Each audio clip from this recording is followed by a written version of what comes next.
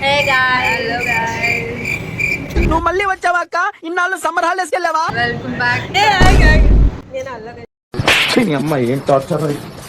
Happy birthday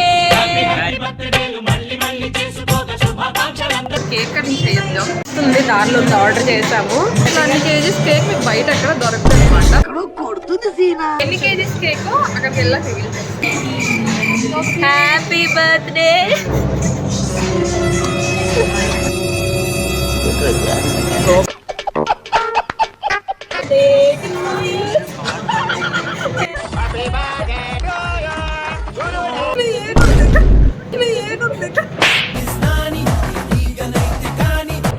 Yo!